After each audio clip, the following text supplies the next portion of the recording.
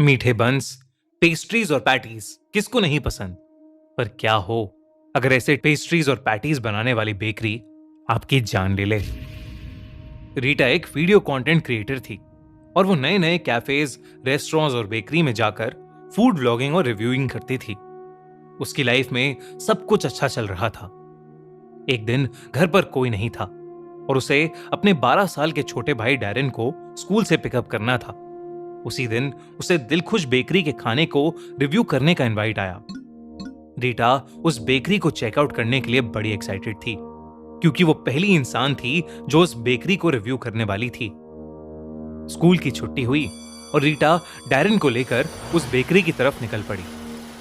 Darren, जो school की सारे दिन की थकान से परेशान था, बार बार अपनी बहन को घर वापस जाने के लिए बोल रहा था। पर रीटा, जिसके फॉलोअर्स पिछले 1 महीने में बहुत कम हो चुके थे और जिनको बढ़ाने के लिए उसका इस बेकरी के ऊपर वीडियो डालना बहुत जरूरी था, वो डैरेन को अलग अलग तरीकों से चुप करवाकर गाड़ी चलाए जा रही थी। मेन रोड से हटकर वो लोग कच्चे रास्ते पर काफी देर से गाड़ी चला रहे थे और अब उन्हें फाइनली वो बेकरी दूर से दिखने लगी थी। डैरेन, जो इतनी देर से गाड़ी में इधर उधर हो रहा था, उस बेकरी को देखकर अचानक से शांत हो गया। रीटा ने गाड़ी पार्क की और डैरेन के लिए दरवाजा खोला, पर डैरेन गाड़ी से उतरने को तैयार ही नहीं था। रीटा ने उसको बेकरी के अंदर मिलने वाली पेस्ट्रीज का लालच भी दिया, पर डैरेन अपनी सीट पर जैसे जम सा गया था और बस बेकरी के दरवाजे की तरफ घूर घूर कर देखे जा रहा था। रीटा ने उसे जोर से हिलाया, जिसके बाद वो उसकी तरफ देखकर बहुत जोरों से रोने लगा और घबराते हुए कहने लगा कि उसको बेकरी के गेट तक आते आते कई छोटे बच्चे दिखाई दिए थे और उन सभी बच्चों के कपड़े खून में सने थे। डैरेन ने रीटा से कहा कि वो बच्चे अब बेकरी के दरवाजे के सामने खड़े हुए हैं और उन्हें अंदर जाने से मना कर रहे हैं। रीटा को अपने भाई की बात सुनकर समझ आ गया था कि ये और कुछ नहीं बल्कि पिछली रात देखी हुई हॉरर मूवी का नतीजा है और इसलिए उसने अपने भाई की एक ना सुनी और उसका हाथ पकड़कर उसे अपने साथ बेकरी के दरवाजे की तरफ लेकर जाने लगी।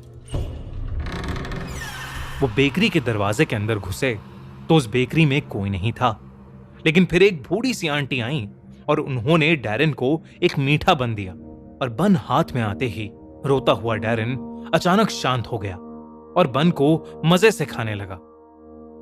तभी पीछे से एक बूढ़े अंकल की आवाज आई जिसने रीटा को वेलकम किया और उससे कहा कि अगर वो परेशान हो रही है तो उसके भाई डैरेन के लिए अंदर एक प्लेइंग एरिया है जिसमें बहुत सारे बोर्ड गेम्स हैं।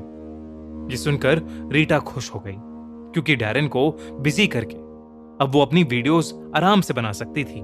रीटा ने डैरेन का हाथ पकड़ा और उसे आंटी के पीछे पीछे अंदर बच्चों के प्लेइंग एरिया में छोड़ आई। वो बेकरी बेहद ही सुंदर थी, जिसमें पुरानी और महंगी चेयर्स, शानदार टेबल्स, सुंदर लाइट्स सब थीं। पर पता नहीं क्यों वो सब रीटा के कैमरे में अजीब सा दिख रहा था।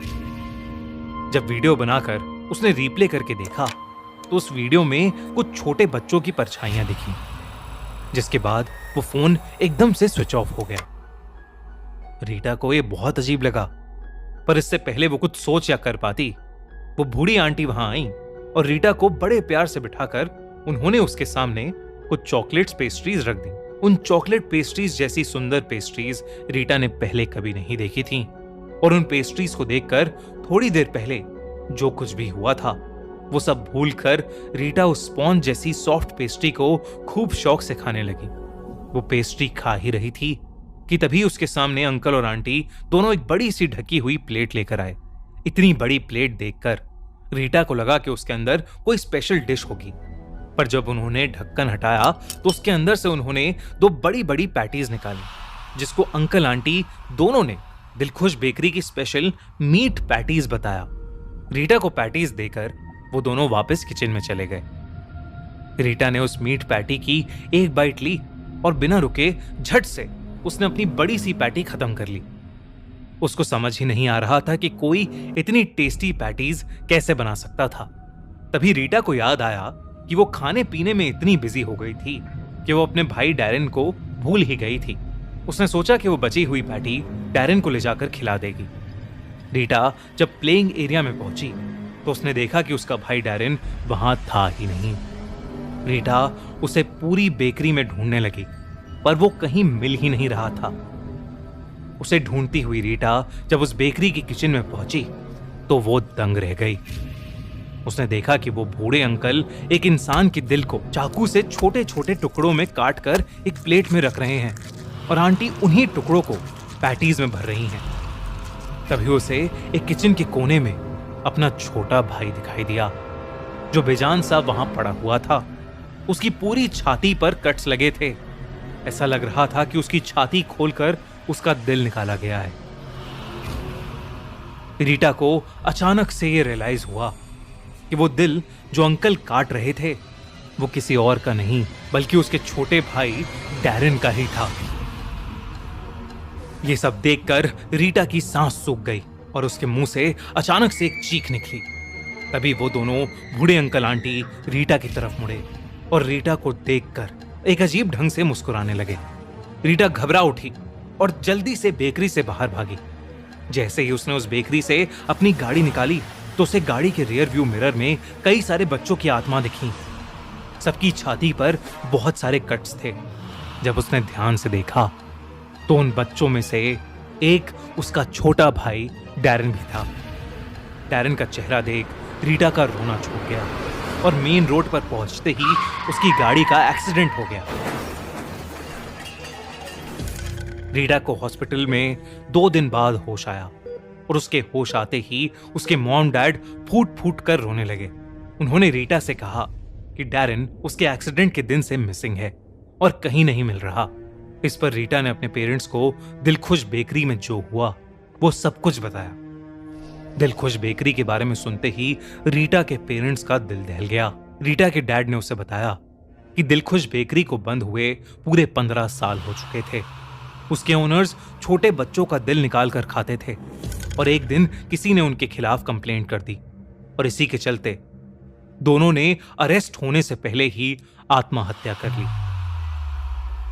और वो बेकरी सदियों के लिए एक वीरान खंडर बन गई। रीटा ये बात सुनकर शॉक्ड हो गई। उसे इस बात पर तब तक यकीन नहीं हुआ जब तक वो अपने मॉम डैड के साथ उस बेकरी की जगह पर वापस नहीं चली गई। उस बेकरी की जगह वाकई एक खंडर हुआ घर था, जिसे देखकर रीटा की रूह कांप गई। उस दिन के बाद से रीटा ने फूड व्लॉगिंग ही छोड़ दी। अपने छोटे भाई को खोने का दुख शायद ही कभी उसके मन से निकल पाएगा। अगली बार आप भी किसी नई बेकरीज में पैटीज खाते समय होशियार रहना, वरना क्या पता आपको कौन क्या खिला रहा हो।